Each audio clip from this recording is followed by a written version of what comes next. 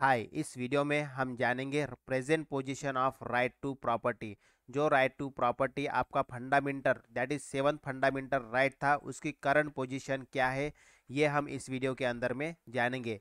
Right to property के तहत मतलब मेनली जो आपको राइट टू प्रॉपर्टी है, ये अधिकार आपको आर्टिकल 19(1)(f) और आर्टिकल 31, ये दो आर्टिकल से आपको राइट टू प्रॉपर्टी का अधिकार मिल रहा था। अब देखिए, ये आर्टिकल 19(1)(f) जिसमें ये है कि right to acquire, hold and dispose property, मतलब ये कि आप जो प्रॉपर्टी है उसको एक्वायर कर सकते थे, उसको उसको होल्ड कर सकते थे और उसको डिस्पोज कर सकते थे। ये अधिकार आपको आर्टिकल 19(1)(f) के तहत मिल रहा था। और आर्टिकल 31 के तहत आपके पास ये अधिकार था कि आपकी कोई भी प्रॉपर्टी आपसे डेप्रीवेट नहीं कर सकता है, आपको उस प्रॉपर्टी से वंचित नहीं कर सकता है। तो right against deprivation of your own property, ठीक है, ये आपको ये अधिकार था। और ये सिटीजन और नॉन सिटीजन दोनों के लिए ये अधिकार था।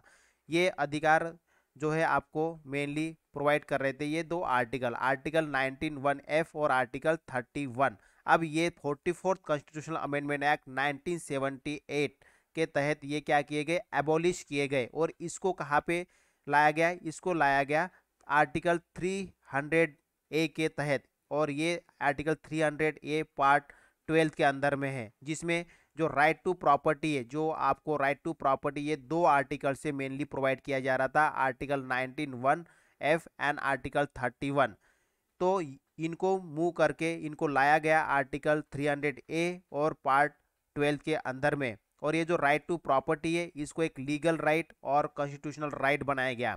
अब इसके बाद जो स्टेट के पास ये अधिकार हो गया कि वो आपके प्रॉपर्टी को एक्वायर कर सकता है और उसके ऊपर कोई पब्लिक पर्पस से रिलेटेड कोई काम कर सकता है। इसका मतलब ये है कि जो स्टेट है वो दो कंडीशन पे आपकी प्रॉपर्टी को एक्वायर कर सकता है। पहली कंडीशन ये कि जो प्रॉपर्टी एक्वायर करेगा that is use for the public purpose, मतलब वो पब्लिक पर्पस के लिए यूज होनी चाहिए। पहली कंडीशन एक हो गई। दूसरी कंडीशन ये कि आपकी प्रॉपर्टी जब वो एक्वायर करेगा स्टेट, तो आपको कंपेंसेशन प्रोवाइड करेगा, मतलब ये कि आपको कुछ फाइनेंशियल अमाउंट प्रोवाइड करेगा। तो ये दो कंडीशन के बेस पे स्टेट जो है आपकी प्रॉपर्टी क्या कर सकता है, एक्वायर कर सकता है। ओके, अब हम देखते हैं कि ये जो राइट टू प्रॉपर्टी के मतलब ये जो राइट टू प्रॉपर्टी है जिसको आर्टिकल 300A में इंसर्ट किया गया है, इसमें क्या क्या प्रोविजंस है। देखिए, सबसे पहली चीज़ तो जो राइट टू प्रॉपर्टी है इसको आर्टिकल 300A में ऐड किया गया। तो अभी ये जो है ये बेसिक स्ट्रक्चर नहीं है संविधान का, तो इसके ऊपर कोई भी अमेंडमेंट हो सकता है। तो दूसरी चीज़ ये कि इसको रेगुलेट किया जा सकता है, इसका मतलब क्या है, इसको कर्टेन किया जा सकता है या अब्रिज या मॉडिफाई किया जा सकता है। इसमें से कुछ कर्टेन मतलब इसमें से कुछ हटाया भी जा सकता है या इसको कोई मॉडिफिकेशन भी कर सकते हैं इस राइट टू प्रॉपर्टी को, क्योंकि अभी ये फंडामेंटल राइट नहीं रहा है, ये अभी क्या बन गया, कॉन्स्टिट्यूशनल राइट बन गया थ्रू आर्टिकल 300A के तहत। और ये जो अभी आर्टिकल 300A के अंदर इसको ऐड किया गया, तो इसका मतलब ये कि अभी आपकी प्रॉपर्टी को ये मतलब फ्रॉम द एग्जीक्यूटिव एक्शन से तो प्रोटेक्ट करेगा, बट ये लेजिस्लेटिव एक्शन से प्रोटेक्ट नहीं करेगा आर्टिकल 300A। तो इसका मतलब ये हो गया कि अभी अगर आपकी प्रॉपर्टी कोई मतलब प्रॉपर्टी स्टेट ले लेता है, तो आप सुप्रीम कोर्ट में अंडर आर्टिकल 32 या अंडर आर्टिकल 226 हाई कोर्ट, देखिए सबसे इंपॉर्टेंट चीज यहाँ पे ये है कि आप अभी सुप्रीम कोर्ट मूव नहीं हो सकते अंडर आर्टिकल 32, लेकिन अगर आपको कोई दिक्कत होती है प्रॉपर्टी से रिलेटेड, तो आप हाई कोर्ट में मूव हो सकते हैं अंडर आर्टिकल 226, क्योंकि जो हाई कोर्ट है ये क्या है, आपको सभी प्रकार के अधिकार प्रोवाइड करता है। मतलब ये कि आप किसी भी मैटर में हाई कोर्ट के पास तो जा ही सकते हैं। तो पहली चीज ये है, यहाँ पे कंफ्यूज होने की चीज नहीं है। पहली चीज ये है कि आप सुप्रीम कोर्ट में अंडर आर्टिकल 32 मूव नहीं हो सकते जब आपकी प्रॉपर्टी से रिलेटेड कुछ वायलेशन होता है तब। मतलब ये क्योंकि अभी ये फंडामेंटल राइट नहीं रहा है, तो इसलिए आप सुप्रीम कोर्ट में मूव नहीं हो सकते, लेकिन आप हाई कोर्ट में मूव हो सकते हैं। मतलब आप हाई कोर्ट से अपना जो भी जजमेंट है वो ले सकते हैं related to the property right, क्योंकि ये कॉन्स्टिट्यूशनल राइट है। तो आप अंडर आर्टिकल 226 आप हाई कोर्ट से आप गुंजाइश मतलब ठीक है राइट की गुंजाइश रख सकते हैं। देन इसमें कोई गारंटी नहीं है राइट की, क्योंकि अभी ये आपका फंडामेंटल राइट नहीं रहा है। उसके बाद ये बताया मैंने कि जो स्टेट है वो आपकी प्रॉपर्टी को एक्वायर कर सकता है, फिर उसके बदले में आपको कंपेंसेट प्रोवाइड कर सकता है। तो कंपेंसेट प्रोवाइड करने के भी दो कंडीशन है, दो कंडीशन के बेस पे ही जो स्टेट है आपको कंपेंसेट प्रोवाइड कर सकता है। पहली चीज ये कि अगर प्रॉपर्टी जो है ये माइनॉरिटी एजुकेशन इंस्टीट्यूशन की है तब स्टेट कंपेंसेटेड प्रोवाइड करेगा। जो माइनॉरिटी एजुकेशन इंस्टीट्यूशन है इसकी अगर प्रॉपर्टी है ये, तो जो स्टेट है वो क्या करेगा, कंपेंसेट प्रोवाइड करेगा। दूसरी चीज ये कि अगर जो प्रॉपर्टी है वो क्या है, कल्टीवेशन की प्रॉपर्टी है, पर्सनल कल्टीवेशन की प्रॉपर्टी है, और दूसरी चीज ये कि वो विद इन स्टैट्यूटरी जो कानूनन जो सीलिंग बनाई रखी है, कि जो लिमिट की जो सीलिंग बना के रखा है पार्लियामेंट के द्वारा उसके लिमिट के अंदर में आती है, तभी स्टेट क्या करेगा, कंपेंसेट प्रोवाइड करेगा। मतलब ये कि ये जो माइनॉरिटी एजुकेशन इंस्टीट्यूशंस का जो राइट प्रोवाइड करता है अंडर आर्टिकल 30, और ये जो सीलिंग का जो प्रोविजन है अंडर आर्टिकल 31A, अगर इसके तहत आपकी प्रॉपर्टी आती है तो आपको कंपेंसेटेड प्रोवाइड किया जाएगा। ठीक है, ये था राइट टू प्रॉपर्टी, जिसमें हमने ये देखा मेनली कि जो राइट टू प्रॉपर्टी जो फंडामेंटल राइट था उसको अभी एबॉलिश किया गया under constitutional amendment act 44 okay 1978, और इसको एबॉलिश करके कहाँ पे डाला गया है, इसको आर्टिकल 300A में डाला गया जो कि मेनली पार्ट 12 का हिस्सा है। और इसके तहत आपको एक्चुअली ये क्या बन गया, अभी आपका कॉन्स्टिट्यूशनल राइट बन गया, ये अभी फंडामेंटल राइट से हटा दिया गया। और कॉन्स्टिट्यूशनल राइट बनने के बाद इसमें ये सभी प्रोविजंस है।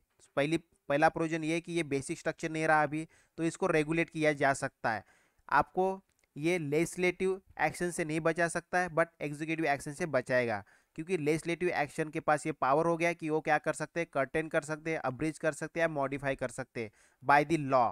ठीक है, उसके बाद आप सुप्रीम कोर्ट में मूव नहीं हो सकते, मतलब अभी आप सुप्रीम कोर्ट से जब उसकी प्रॉपर्टी का जब वायलेशन, क्योंकि अभी ये फंडामेंटल राइट नहीं रहा है, तो on the violation of the fundamental right only you can move to the Supreme court.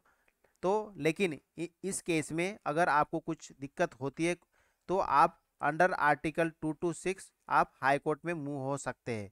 ठीक है, उसके बाद ये कोई गारंटी राइट नहीं है। दूसरी चीज, दो कंडीशन पे स्टेट जो है वो कंपेंसेटेड प्रोवाइड करेगा। पहला कि अगर वो प्रॉपर्टी किसकी है, माइनॉरिटी एजुकेशन इंस्टीट्यूशन है अंडर आर्टिकल 30, और अगर वो प्रॉपर्टी जो है वो पर्सनल कल्टीवेशन के यूज में हो रही है। दूसरी चीज वो मतलब स्टैट्यूटरी सीलिंग लिमिट के अंदर में है, तब दो कंडीशन में ही आपको कंपेंसेटेड प्रोवाइड किया जाएगा।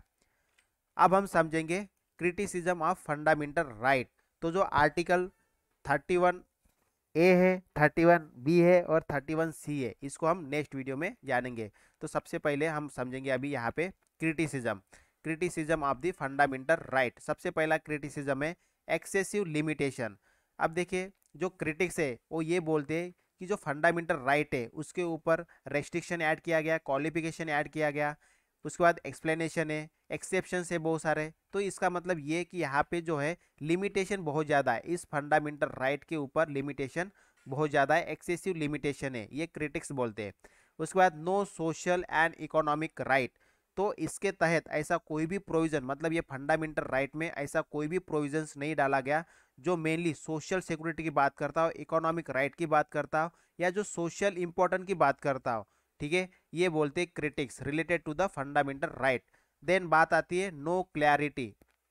देखिए यहाँ पे कोई भी मतलब ऐसे ऐसे वर्ड है जिसको डिफाइन नहीं किया गया, वो इनडेफिनाइट है, मतलब इनडेफिनाइट है। इसका मतलब ये कि जैसे पब्लिक ऑर्डर हो गया या माइनॉरिटी हो गया, या ऐसे कोई रीजनेबल रेस्ट्रिक्शंस ऐसे टाइप वर्ड हो गए, या पब्लिक इंटरेस्ट हो गया, इन सभी शब्द को संविधान के अंदर में या बोल सकते हैं फंडामेंटल राइट्स के अंदर में डिफाइन नहीं किया गया है। तो क्या है, क्लैरिटी पूरी तरह से नहीं है इस फंडामेंटल राइट्स की। उसके बाद है नो परमानेंसी, क्योंकि क्या होता है ड्यूरिंग द इमरजेंसी, ठीक है, ये फंडामेंटल राइट्स को क्या किया जाता है, इसको सस्पेंड किया जाता है। तो इस सस्पेंशन ड्यूरिंग द इमरजेंसी होता है। और परमानेंसी की बात ये है कि जैसे अभी हमने पिछले स्लाइड में देखा था जो राइट टू प्रॉपर्टी है, ठीक है, राइट टू प्रॉपर्टी है, उसको क्या किया गया, उसको एबॉलिश किया गया। तो इस तरह से जो फंडामेंटल राइट्स है उसको बाय लॉ एबॉलिश भी किया जा सकता है। उसके बाद सस्पेंशन बता दिया मैंने।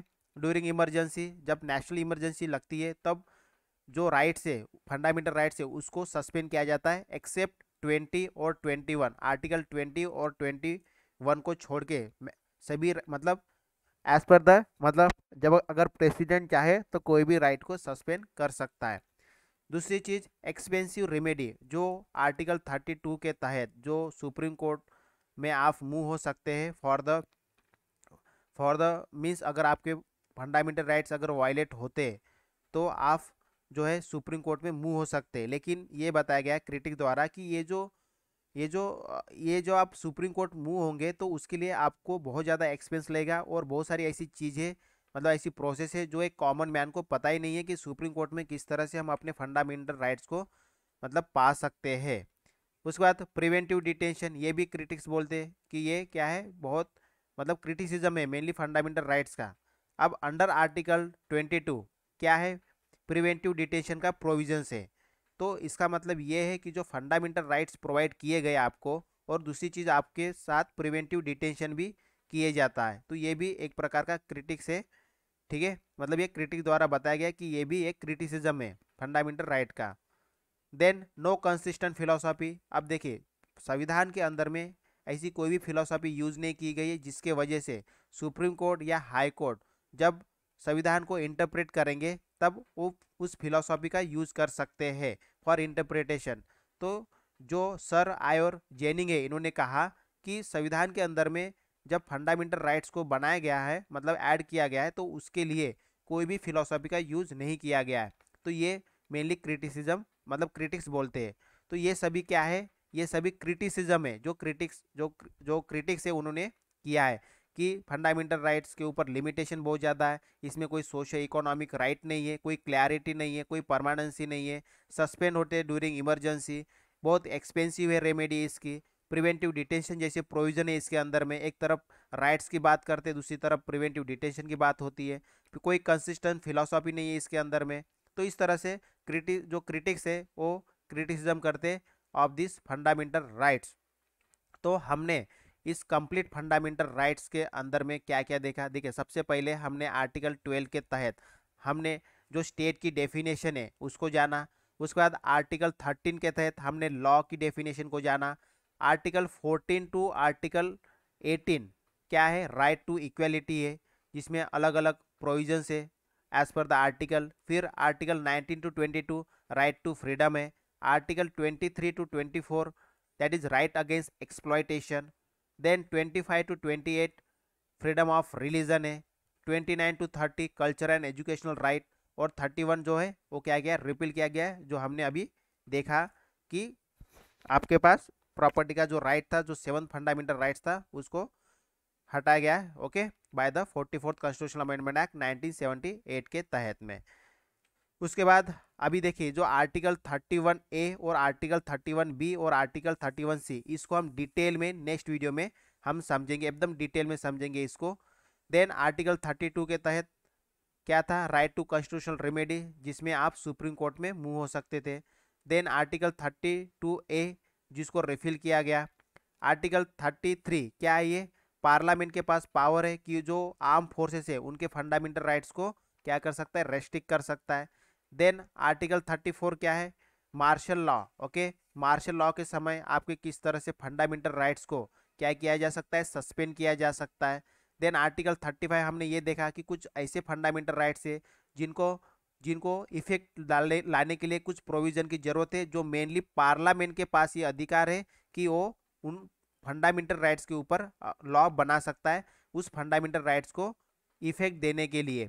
ठीक है, ये हमने इस कंप्लीट फंडामेंटल राइट्स के अंदर में ये जाना। नेक्स्ट वीडियो में हम क्या पढ़ेंगे, नेक्स्ट वीडियो में हम ये जानेंगे आर्टिकल 31A, आर्टिकल 31B और आर्टिकल 31C। इन तीनों आर्टिकल को हम डिटेल में नेक्स्ट वीडियो में कवर करेंगे। Okay, so that's all for this video. Thank you, bye bye.